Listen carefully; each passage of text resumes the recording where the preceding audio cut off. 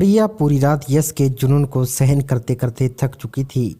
पहली रात की झिझक और संकोच के कारण वह उसे मना भी नहीं कर पा रही थी, लेकिन यश का जोश कम होने का नाम नहीं ले रहा था। सर्द रात के बाद सुबह की हल्की किरणें कमरे में फैलने लगी, लेकिन प्रिया की थकान अब अपनी चरम सीमा पर थी। उसने धीरे से यश से गुजारिश की, अब बस भी करिए, देखिए सूरज निकल आया है। यश ने बड़ी मुश्किल से खुद को रोका और अपने से अलग किया। उसकी भी आंखों में नींद थी, मगर प्रिया की कोमलता और मासूमियत ने उसे बेबस कर रखा था। खैर, अब वह करवट बदल कर सो गया और प्रिया भी अपनी आंखें भारी हो गई। कुछ ही देर हुई थी कि दरवाजे पर दस्तक हुई। यश तो गहरी नींद में था, इसलिए प्रिया को ही उठना पड़ा। वह लड़खड़ाते कदमों से दरवाजे तक गई और हल्की आवाज में बोली, कौन है? बाहर से आवाज आई, बेटा 9 बज चुके हैं, जल्दी से तैयार हो जाओ, तुम्हारे मायके वाले आने वाले हैं। सास की आवाज़ सुनते ही प्रिया के मन में अजीब सी उदासी छा गई। उसने घड़ी देखी, सुबह के 7:30 बजे तक यश ने उसे खुद से दूर नहीं किया था। मुश्किल से 1-2 घंटे ही तो सो पाई थी और अब फिर से उठना पड़ रहा था। उसकी नज़र बिस्तर पर गहरी नींद में सो रहे यश पर गई। वह बिल्कुल निश्चिंत था, जैसे उसे किसी बात की परवाह ही ना हो। प्रिया ने भारी मन से अलमारी खोली, कपड़े निकाले और नहाने चली गई। जल्दी से तैयार होकर जैसे ही बाहर आई, उसने देखा कि उसके मायके वाले भी पग फेरे की रस्म के लिए आ चुके थे। सास ने मुस्कुराते हुए कहा, बेटा जाओ, यश को भी उठा दो, ठीक नहीं लगता कि दामाद जी सोते रहें और मेहमान इंतजार करे। प्रिया तो यह सुनकर अजीब सी घबराहट हुई। बीती रात के बाद यश का सामना करने में उसे डर लग रहा था, कहीं फिर से कुछ वैसा ही ना हो जाए। रात भर यश यही कहता रहा, प्रिया तुम्हारी खुशबू में ही मेरा सुकून है, काश यह रात कभी खत्म ना होती। यश की बातें उसे बेचैन कर देती थी, लेकिन जब सास ने दोबारा इशारा किया तो वह मजबूरी में कमरे में चली गई। सुबह के 11 बज चुके थे, लेकिन यश अभी भी सो रहा था। नमस्कार दोस्तों, आप सभी का स्वागत है सुखदीप की आवाज़ में। दोस्तों, आज की हमारी कहानी बहुत ही ज़्यादा इंटरेस्टिंग होने वाली है, इसलिए आप कहानी को पूरा सुने और आप इस चैनल पर नए हैं तो चैनल को सब्सक्राइब करना मत भूलिएगा। प्रिया ने धीरे से उसका हाथ पकड़कर उसे जगाने की कोशिश करी। यश उठिए, सब लोग इंतजार कर रहे हैं। यश ने नींद आंखों से प्रिया को देखा, लेकिन जैसे ही उसकी नज़र उसके चेहरे पर पड़ी, उसकी शरारत जाग उठी। उसने अचानक प्रिया का हाथ खींच लिया, जिससे वह सीधा उसके ऊपर जा गिरी। प्रिया, तुमसे दूर जाने का तो मन ही नहीं कर रहा, यश ने मुस्कुराते हुए कहा, और यह रिश्तेदार भी ना बिल्कुल भी वक्त नहीं देते। प्रिया घबरा गई। यश छोड़िए ना, सब लोग इंतजार कर रहे हैं। यश ने उसकी एक ना सुनी और जबरन उसे रोक लिया। अपनी मनमानी करके ही उसने उसे छोड़ा और फिर खुद नहाने चला गया।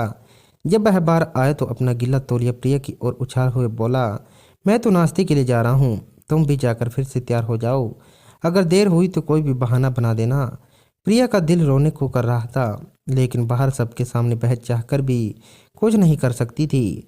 यश कमरे में बाहर चला गया और वह चुपचाप फिर से नहाकर वही कपड़े पहनकर तैयार हो गई, ताकि किसी को शक न हो। नाश्ते के दौरान यश बार बार उसे इशारों से कमरे में बुलाने लगा, लेकिन वह तंग आ चुकी थी, इसलिए उसने यश की मां के पास बैठकर बातचीत में खुद को व्यस्त कर लिया।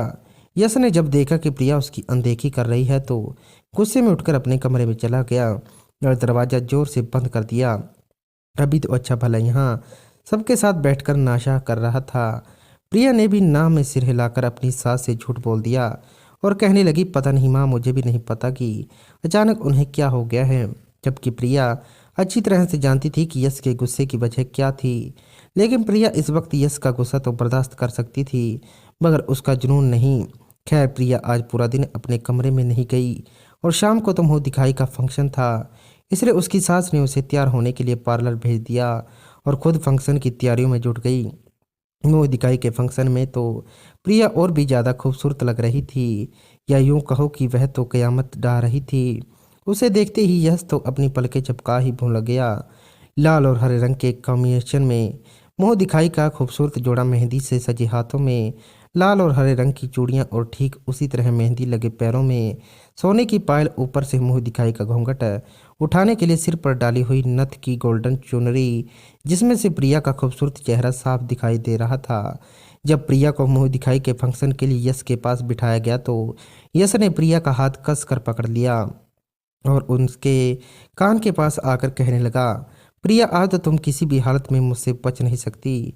यह सुनते ही प्रिया का सर घूमने लगा और उसके माथे पर पसीने की बूंदें साफ नजर आने लगी थी। अगली रात यश ने प्रिया को सोने ही नहीं दिया और फिर कमरे में ना जाने डर से प्रिया पूरा दिन अपनी सास के साथ ही बैठी रही थी। ऊपर से मुंह दिखाई का फंक्शन खत्म होने ही वाला था। प्रिया के घर वाले उसे अपने साथ ले जाने वाले थे, इसलिए प्रिया की सास ने उन्हें भी मुंह दिखाई की फंक्शन के लिए रोक लिया था। हालांकि प्रिया के खानदान की परंपरा के अनुसार बेटी के माँ बाप अगली सुबह को ही अपनी बेटी को पग फेरे की रस्म के लिए अपने घर ले जाते हैं और इसलिए प्रिया के मायके वाले भी सुबह सुबह ही प्रिया को लेने चले गए थे। मगर जब प्रिया की सास ने उन्हें बताया कि शाम को तो मुंह दिखाई का फंक्शन रखा गया है, तो वह लोग प्रिया को लिए बिना ही वापस लौट रहे थे। लेकिन प्रिया की सास ने उन्हें यह कहकर रोक दिया कि इस तरह से बेटी के बगैर जाना अच्छा नहीं होगा, इसलिए आप लोग मुंह दिखाई के फंक्शन तक रुक जाइए और फिर फंक्शन ख़त्म होते ही प्रिया को अपने साथ ले जाना। लेकिन अब प्रिया को इतनी नींद आ रही थी कि उसमें बिल्कुल भी हिम्मत नहीं थी कि वह आज रात भी यश के साथ जाग सके और उसकी पूरा कर सके। मुंह दिखाई का फंक्शन खत्म होते ही प्रिया के माँ बाप ने प्रिया को अपने साथ ले जाने की इजाज़त मांगी और कहा कि अगले दिन आप प्रिया को वापस ले जा सकते हैं। यश की माँ ने कहा जी बिल्कुल। यह कहते ही प्रिया की सास ने प्रिया के माथे पर प्यार किया और घर में किसी को भी इस बात से कोई ऐतराज नहीं था। लेकिन प्रिया के जाने की बात सुन यश के तो जैसे होश ही उड़ गए थे। यश तुरंत कहने लगा, अरे नहीं नहीं, हमारे यहाँ तो ऐसा कोई रिवाज नहीं है कि शादी के दूसरे दिन ही लड़की के माँ बाप उसे अपने साथ ले जाएं। तब यश की माँ ने यश के कंधे पर हल्की सी चपत लगा आई और कहने लगी, यश बेटा, बड़ों के साथ ऐसा मजाक नहीं करते और ना ही इस तरह से बड़ों को जवाब देते हैं।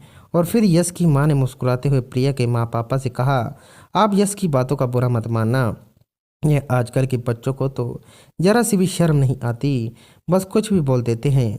लेकिन आप प्रिया को अपने साथ ले जा सकते हैं।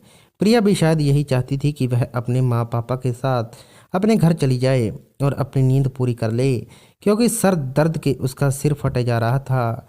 प्रिया ने सिर उठाकर यश की ओर देखा और फिर तुरंत ही उस पर से अपनी नज़रें हटा ली, क्योंकि जिस तरह से यश प्रिया को देख रहा था वह अपनी आंखों के इशारों से यही कहने लगा, कोशिश कर रहा था, प्रिया तुम खुद ही इनकार कर दो कि तुम अपने माँ बाप के साथ अपने मायके नहीं जाना चाहती।